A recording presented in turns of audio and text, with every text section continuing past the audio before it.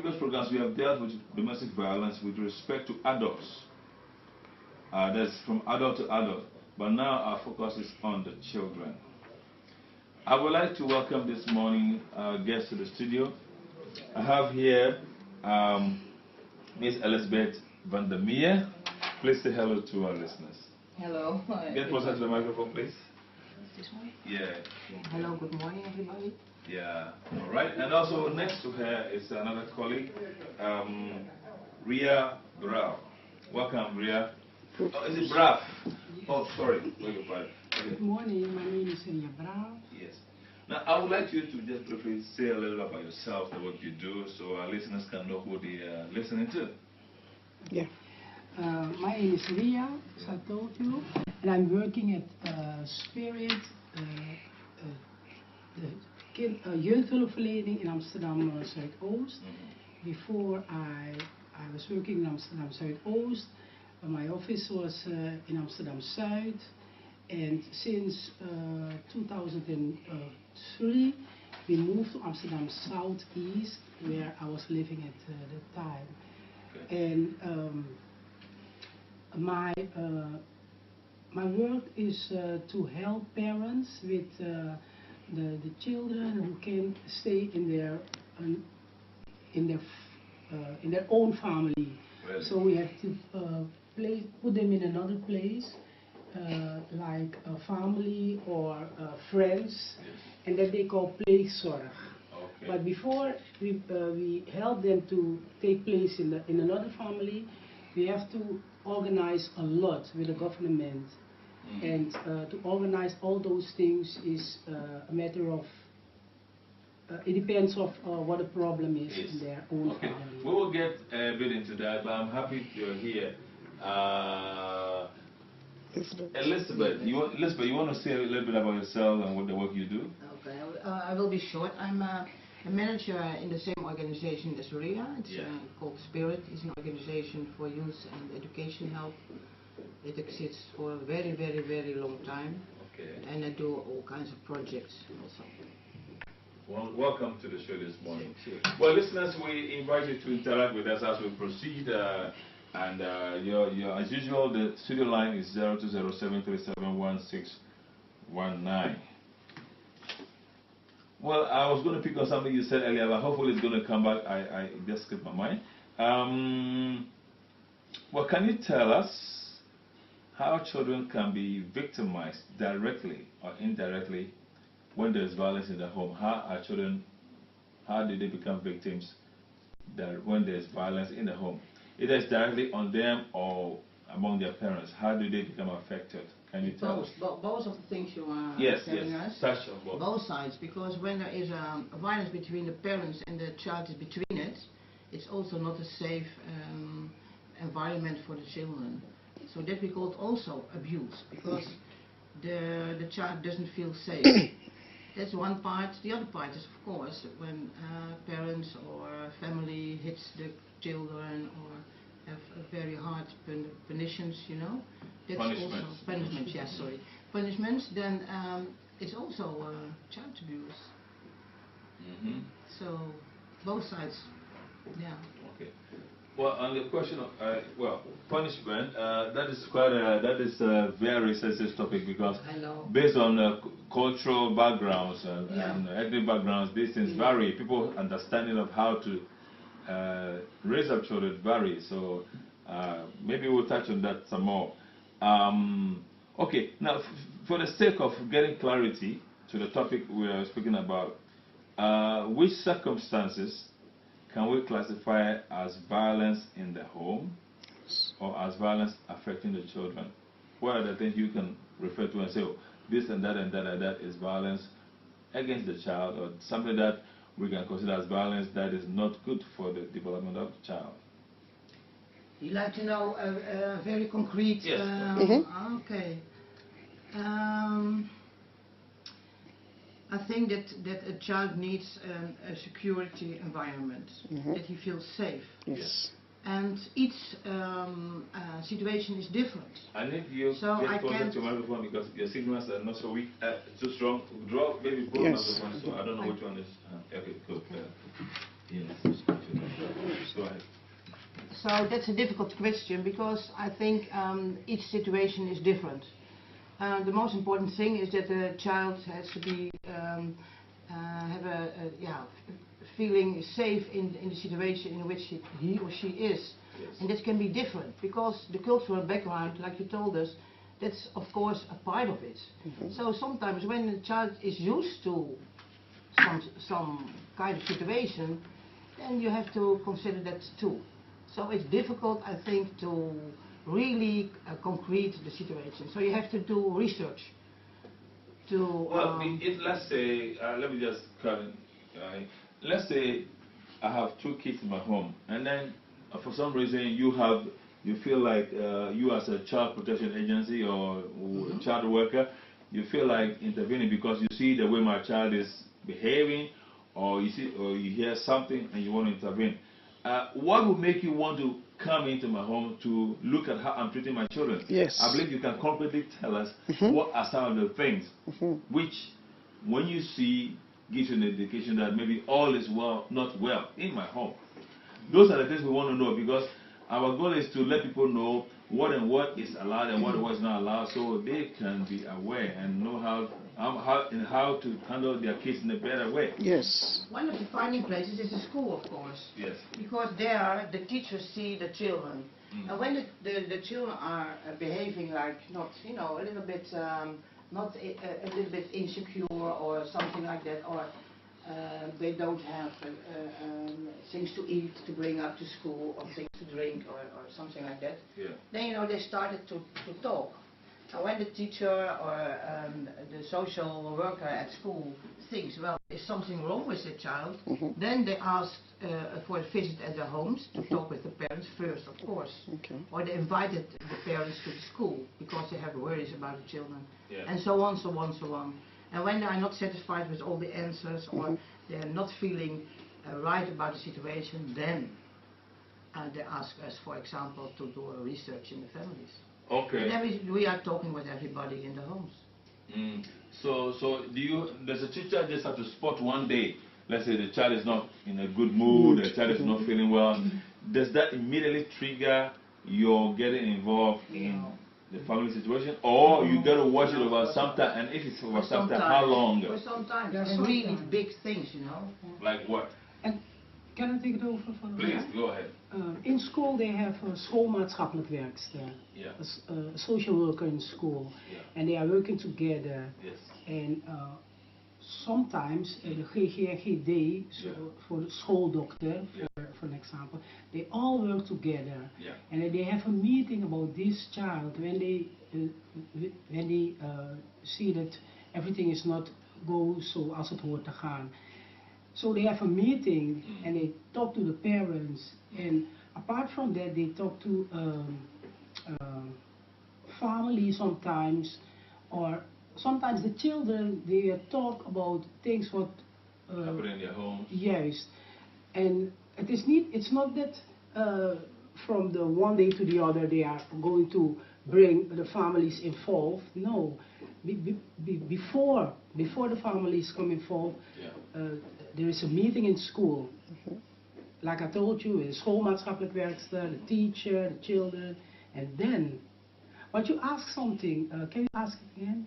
Yeah, about the behavior of the what kind of behavior they show. What are some of the things that immediately trigger your decision to do a research or to get involved in what's going on in the child's life?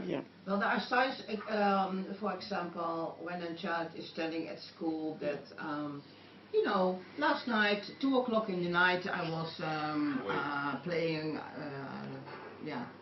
somewhere, but not in the house, Or, I look a movie and it was very about sex or things like that.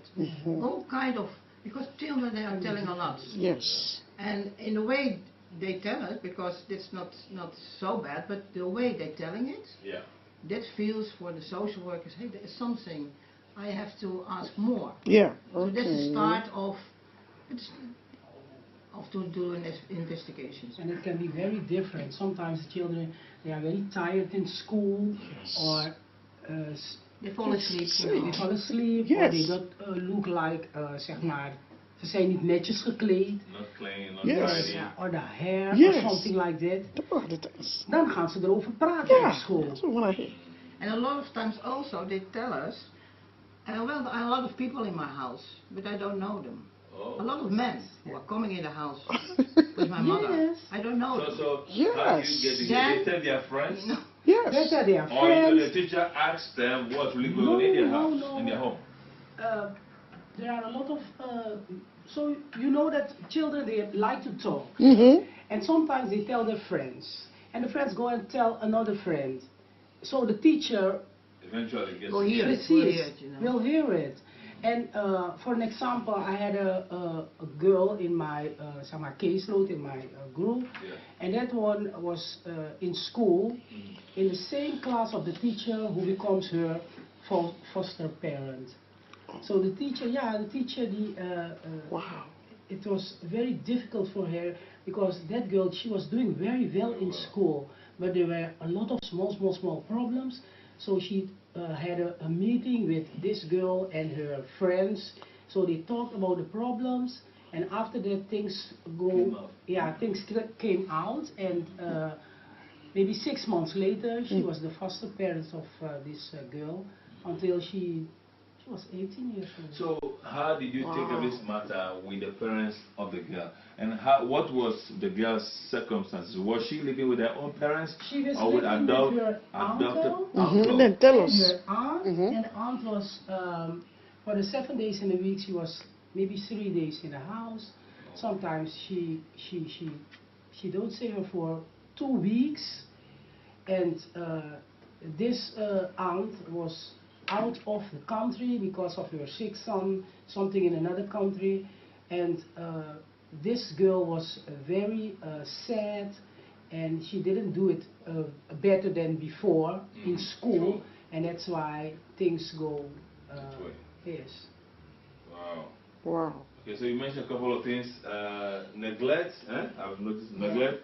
Let's say violence at home. Sometimes maybe when they watch violent movies or sexual movies and they feel insecure, these are some of the things you notice about the child, which gets your attention and you want to do something about it. Am I correct? Because I wanted to know some of the things which you classify as violence to the child, and for which reason you are compelled to want to look into the matter and to do a research and to decide what to do with the child. So I've just listed some of the things that I picked up from what you have been saying so far. Yeah. Is that all? No, there's a lot more. Yeah. There's a lot more. Yeah. So mention what you can remember. So we have a good idea of these things. Because for me as a parent, I may think something is normal because that is the way we are at home. Yeah. But in the eyes of the school authorities, it's abuse. Yeah, So because, then you know, I need to know which are the things which constitute abuse to the child. If I become aware of it, maybe I may change my And way change the migrant of community. child. But Exactly. if you don't tell me, I may not know. Yes. You see, because I want the best for my child as well. In the beginning, you tell us also the difference in education in the different cultures. Yes. And in other cultures, you have other punishments than we have here normally, because beating a child, it's every culture. Yeah. Also in the Dutch culture, people do. Yeah. But a few years ago, they forbid to hit the children. So what's happening? We do also a project for that kind of children too, who are growing up into cultures. But that's another thing. So we try to talk with the parents how it is for us and in Holland and what kind of punishments you have. And we try not to say, you don't have to hit your children, but does it help? What helps? You know, what do you want that your children are doing or not doing? And then what's the best thing to educate them? And but that in our culture here, when you really beat up a child, it's also No problem. violence. So if that's one of those things. Yeah. Or neglecting, but you told us before. But all kinds of things on that area. We can. To give an example, there are different ways to abuse a child. Je hebt geestelijke mishandeling en je hebt lichamelijke mishandeling. Physical and psychological. And if you put them together, it will make a child very insecure, very insecure. And sometimes in school, you can see, even if a child will tell you a lot what goes wrong in the house, you can see it at the skin, for example. Yeah. You know, when they get punishment, zeg maar, with beating or something like that. But there are a lot of examples to give, so you can qualify as abuse. Yes. You know, but oh, it is so fair. And what you have not done for me is told me much for me to know what are the things. Yes. But let's go on with the program. Maybe you might remember some other things. And then Maybe I can tell you something because it may be something new. In a lot of culture for young children, for example, 6, 7, 8 years old girls especially, they have to do a lot of work in the homes. Yes. And after school they have to go home, they have to clean up or to cook even. Yeah. So when they don't have space to play with other children, and it's every day, then we like to talk with the parents to give the children a little bit space to develop themselves. And when the mother, because here in Southeast a lot of mothers are working the whole day, and sometimes the half of the night, they have a very hard life. Yeah. We realize that, so we try to talk with the parents, what can we do for the children, because when they go to school and after that they have to clean, to cook, to do all the housekeeping things, then that's not life for a child. Yeah, that's true. So abuse, I think, is a big word, but neglecting, it's not the purpose of the parents, of course. But then we try to talk with the parents, how can we arrange it? Is there not a mother of a neighbor or a grandmother who can take care of the children then? Okay, there's a question coming up. Yeah.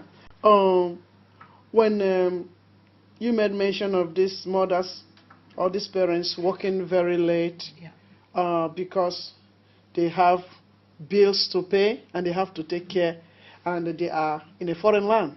Yes? Yes. Now you are taking the child away from them. No. If you come in, maybe you want to take the child because you feel the child is being neglected. Do you not consider it as a trauma to that parent that is already going through hassles? Is it not a difficult thing for them, to be dealing with the child agency that have taken maybe their child, and then with the job they are working every day and coming back very late?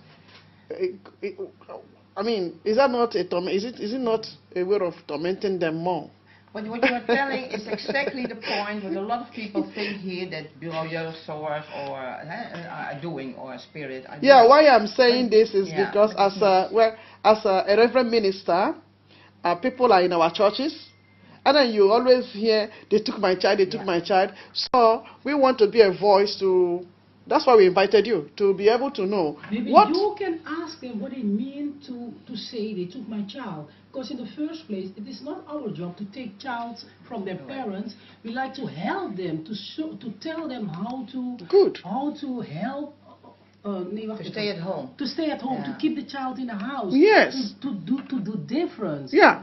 But it's not our intention to take their child away from them. So they put the painting in the mind of so many out there. They put it as if child protective agencies are like they are doing them harm instead of doing good. So it takes a developed mind to be able to know that, okay, these people are coming in to be a help to me. Maybe they feel it like that. That's the way they feel. Many of them feel that way. Intention. And in the case of placer or foster parent, when they take the child from their own parents, it's not our intention to leave them there until they grow old, but to help them for a while, for the period that the child are not in their own parents' home, we will help them. Even if the parents are not there, we will talk to them and help them to visit the child in our office. So they explain it very wrong to make it like it's our job to take their child away. No, it's not our intention. But it feels like, I know it, because we give a lot of courses in the education in the two cultures, and we heard from the people exactly what you're telling. Yes. They take my children away, and my kids, and what they are doing, and don't go to bureau or don't go to the youth. Yeah, I'm feeling very bad, and I'm taking medicine, then I'll take my child away. So you hear those things all the time, then you begin to wonder, who are these child protective agencies? We just spoke about putting the child with foster parents. That is, the child now is living with another parent, not the original parent. So the child has been taken away. So it's the fact that children are taken away. It is a part of the whole thing. Yes. Okay, that's what we're trying to understand better. How do things get to that level?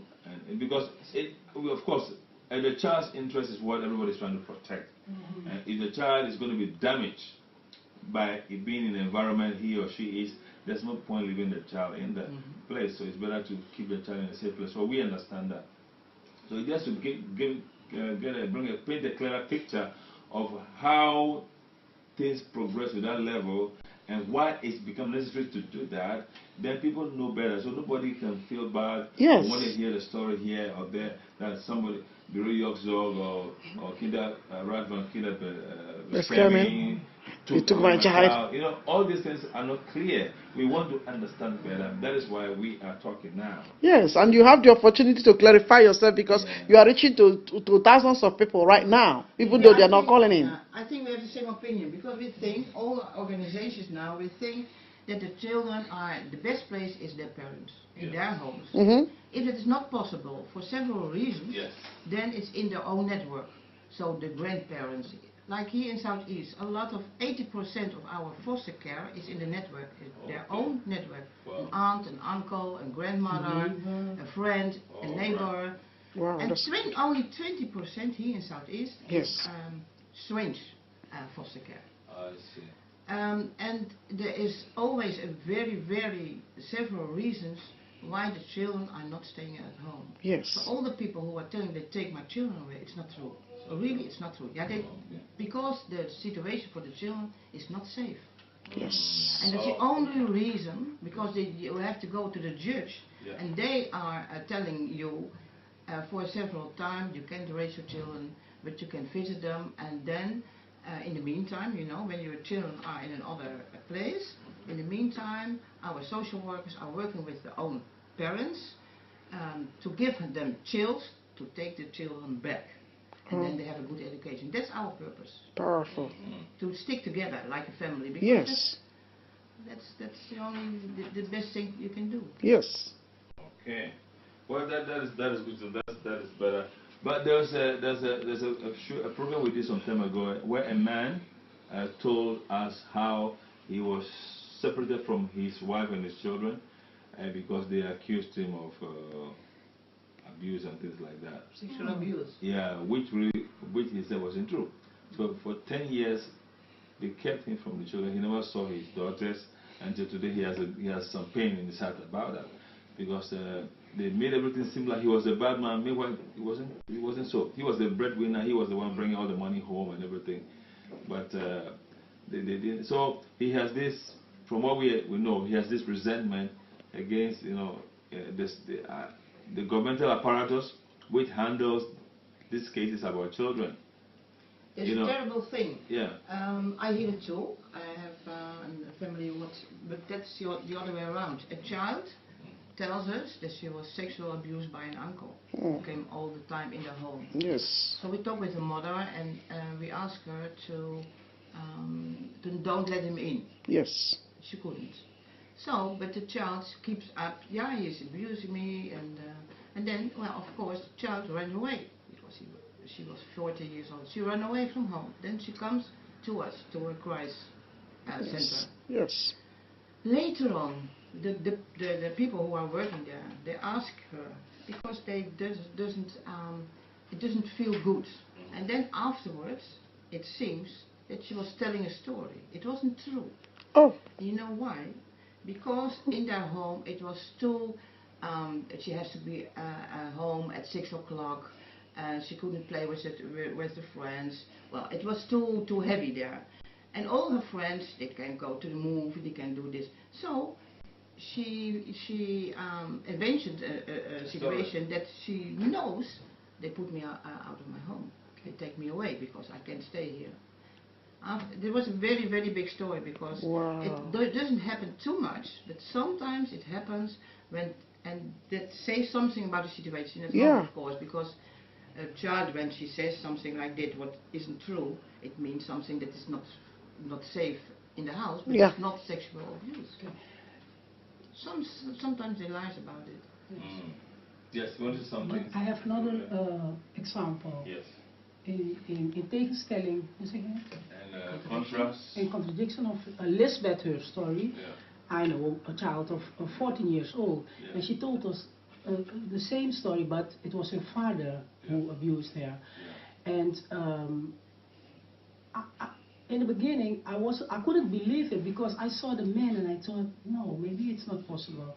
So I went to her sister to ask about their lifestyle. And after all, it was the sister who had the same experience with the father. And so we investigate everything. And now she's not living again with the father, but they have contact, they call each other, but it was true. And the man is very sad about what happened, and he told us he was drinking a lot, so it was not his intention to do this with the child, but he was drinking, and it happens sometimes, but not always. Okay, so those circumstances now force you, in the interest of the child, to relocate the child to foster parents. Otherwise, the child gets emotionally damaged and scarred for life. That makes sense. Well, if you're listening to this program and you have a question or remark for our guests, Elizabeth and Ria, give us a call on 020-737-1619. If you have somebody or you know somebody who has a difficulty with children, or the children have been taken away or whatever, and you would like to clarify or you have a question, give us a call on studio line 020-737-1619. Just to give us an idea of what do you think are some of the emotional and physical damage and mental damage which can happen to a child because of abuse in the home? Question for you.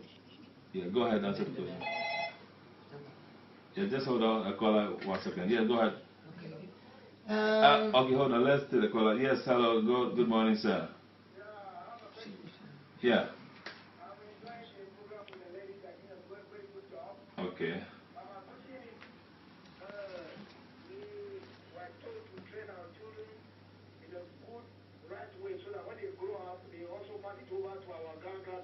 Yeah. And we are happy to train them. But in Holland, if you want to discipline a child, the child go to the police and call police for you. If you want to give what to a child? Discipline. Discipline. Oh. The right way to educate the child, then the child will go and call police. Yeah. So I want to know why is this so? The question, okay, I'll repeat the question to that. When he says that it is normal, it's expected that people raise their children well, and then so that the children also can live well and raise the other children well. But here in Holland, when you try to discipline a child, the child will run off to the police and report this as abuse. So what do you have to say about that? And then you will be involved. So they want to know what you have to say. Because the children, they know that that is forbidden in Holland, so they go to the police, and it's not once, because several times it happens. So often. So you mean like if you scold a child, is that abuse? Is that enough for it? Can a child report that to the police as well, or is it only when you hit physically? No, the child can go and tell the police, make a report to the police, but it doesn't mean that we will believe everything The child is saying. No. Okay. It means that their story, it don't have to be true. That's why we like to investigate and ask, and organize meetings before we handle. For an example, take them out or bring the parents involved. We have to know exactly what the problem is. But in the first place, it's correct what the gentleman said. Yeah. When a child for 14 or 15 years old go to the police and they tell them, I don't like to go home because they beat me up and I'm pain here, pain there. Yeah. Then the police said, well, we try to talk with your parents. That's the first thing they do. But when it doesn't succeed, then for that night, they look a crisis place. So we have that. And then the next day, you know, to calm down everybody and the parents and the child. And then the next day, we're going to talk with the parents, what's happening here and with the child. When the child still said, no, I don't want to go home because it's every time the same thing. My father disciplined me too much, it's hurt me too much. Well, then we try to investigate, and after that we try to talk with the parents to have a better situation at home. Yeah. And not to, of course, to discipline, because I think that's a good thing for all the children. But the way how you do it, that's the thing. That's the thing. Yeah. Now, how often do you get complaints and calls dealing with children in this situation? Is that a lot? Or? A lot. What do you mean by a lot? Numbers? Who calls? Is it the children? 80% of all the... We have... So have you bothered to find out what's really causing this rift, this split between the children and their parents, and the children having to make these reports about their home? There's a lot. That's I think a big part. But the other big part is also that. Yes. Like it okay. too. Where the child is abusing the parents. Yes. What's supposed to happen? Where's the parent supposed to go lodge a complaint? Thank you so much for that question. When a child is abusing the parents, when a child is abusing the parents, in what kind of way? In what kind of way? By being rude. Maybe by abusively, verbally abusing the parents, and maybe not being obedient. And being stubborn and rebellious. Yes. We don't call that abuse. You don't call that abuse. Yeah. When you but it's a provocation. When you are not obedient to your parents, we call that rude, or you have to. Every child in the whole world have to listen to the parents. That's not a difference in culture, but we don't call it abuse. Yeah, the point. I think the point here is that is provocation. That's provocation. Yeah. You know, sometimes kids are influenced by friends and peers and to do the wrong things. Of course. And that's why sometimes a parent wants to be friend. Yes. To put the child right. So what we learn the parents then is to, you know, when a child do something good, reward them. And when they do something bad, punish them. But the way of punishing, that's because, you know, sometimes you can say to your child when she's obedient, you have to stay home today. You don't go out tonight. It's because you are rude, or you don't listen to me. Yes. Things like, or go to your room, or clean the dishes because you are not nice today. Things like that. But but to answer the question of the beller, in a situation that they call it parents abuse, I do not call it like that, because you need to be strong. I know a situation that a mother went to bureau jeugdzorg to tell them what goes wrong with the child. And in that situation, bureau jeugdzorg talked to the mother. She went to the doctor, and after that, it was necessary to make a scan of the brain of the child. Of the brain of the child. So, in that case, maybe there is something wrong with the child. Yeah, mentally, why she behave like that, you know. But I cannot call it parent abuse, because you have to be strong like a parent. But it exists though. It's another example. Because I know a case of a 15-year-old boy who was really beating up his mother. Yes.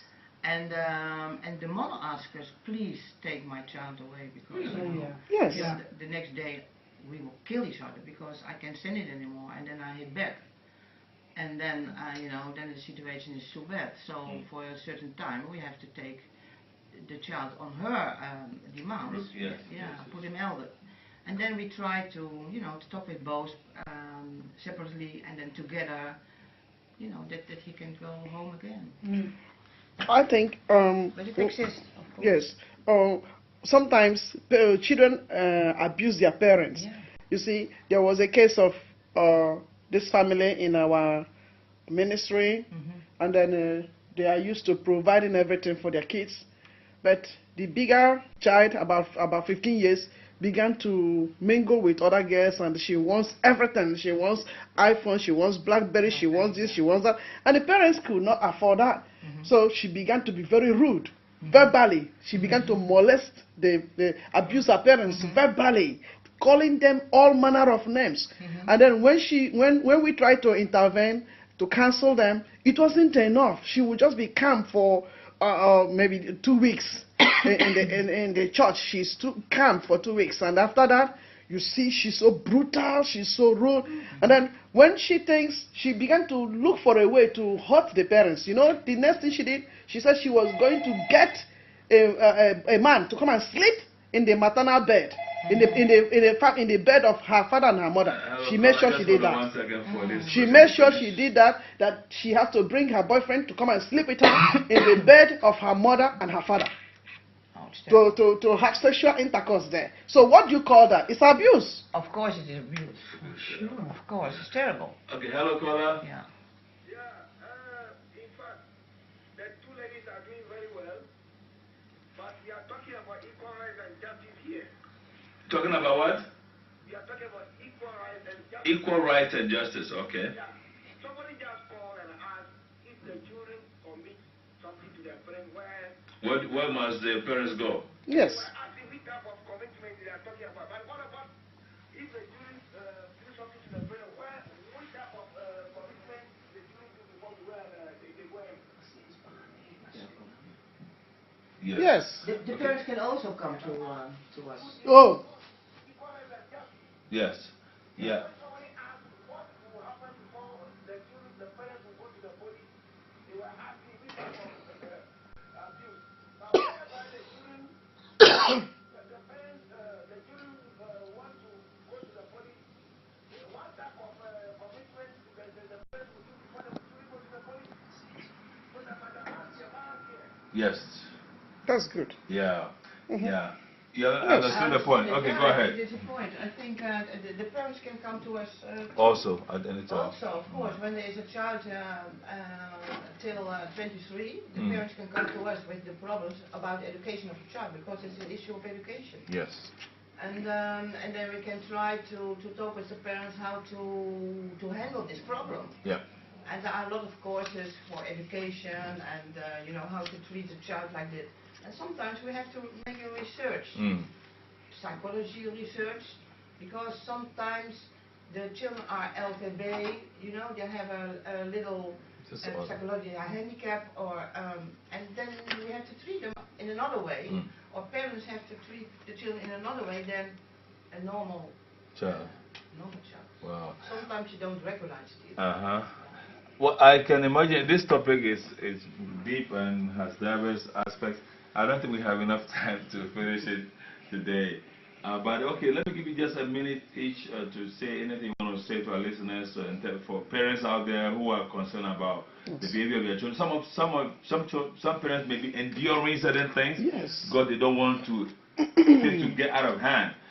What do you want to say to them to encourage them regarding their children, so that things can go better in the way they are handling or raising their children? I like to tell them, don't be afraid, come to organizations like us. We don't take your children away if you don't want it. So we can help you, and that's the most important thing, is that families stick together. And the children are in their homes or in their network. That's what our purpose is. So we try to help everybody, and come to us and put a question. And not too late, please, because then sometimes the problems are getting bigger and bigger and bigger. So if you have a question on the education, ask it. Come. Okay. Sometimes you see that the parents, they go to their own church and try to find counseling, and it's a very, very good thing. Yes. But apart from that, it's not too much to go to jeugdzorg and to ask for help. And together you can be strong. And that's important to make clear, because if we have a different notion about what jeugdzorg does, then we might not want to come because we think they are bad people, they are against us. Yeah, but we need to exactly. understand that they are there to help, Yes. support us, raise our children. You see? And that point ought to be made clearly. And often we ask the church to help us also. But you have to now call us. We are church. I'm a reverend minister. You invite me. We Yes. talk because the church can do a lot. Exactly. I know, In I'm our sure. community. So we work together. Okay. Well, ladies, thank you so much. Miss Ria Braff, thank you for coming. And I like your smiling good.